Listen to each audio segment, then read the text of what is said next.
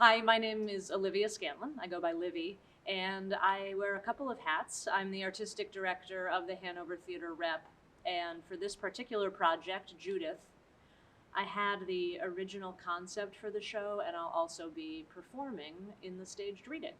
Judith is a solo show that I've been developing for about 2 years with a colleague and friend of mine named Katie Bender.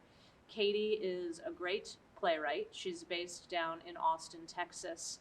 And when I had the idea for this show, I was certainly wise enough to know that I am not a playwright, and that for the piece to really be worth pursuing, I would need a playwright partner to do the work with me. The premise behind the show, and my original concept, was that there's a woman who moves to London and writes under the pseudonym of William Shakespeare, and then falls in love, and other hijinks ensue. And it was Katie's idea to specifically make the woman Shakespeare's sister. So that's what the play is about. It's about Shakespeare's sister moving to London, using her brother's name to pass as a playwright. And she falls in love, and various other hijinks ensue, and we meet a wide cast of characters, even though it's a solo show. So it's come a long way. Katie wrote the first draft in the pandemic, and then we did a workshop at Hyde Park Theater in Texas. It then received a non-union production at that same theater, and now we're doing a staged reading here under the auspices of THT Rep in the Brick Box to share it with family and friends and supporters, and hopefully to attract other theaters who want to produce or co-produce it with us. So March is Women's History Month, and although Judith is a fictional character, the name Judith comes from Virginia Woolf's sort of seminal essay, A Room of One's Own.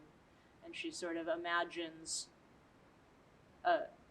Shakespeare having a sister, and she names her Judith, and talks about why and how women have not been given at the time she was writing, had not been given the time and space and tools and encouragement that they needed to be able to express themselves or cultivate themselves as artists in the same way that men have. So there's definitely a sense of reaching back into history and kind of evoking and honoring all of the women who have lived throughout time, who haven't been given the resources that they need to live up to their full potential. And then on a personal note, when I was sort of coming into the industry, the theater industry, there was very little encouragement for sort of queer tomboys like me to put our authentic selves on stage.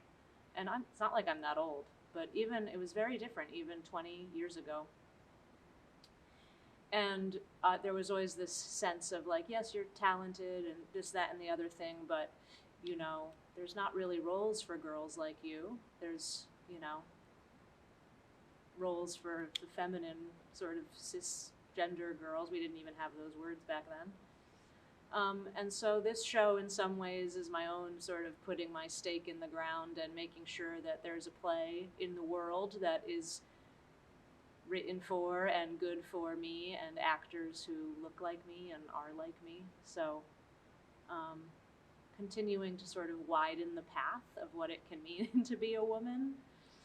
I think all of those things are in play. You can get tickets to see the staged reading of Judith, new play by Katie Bender, directed by the fabulous Brendon Fox, at www.thehanovertheater.org/Judith.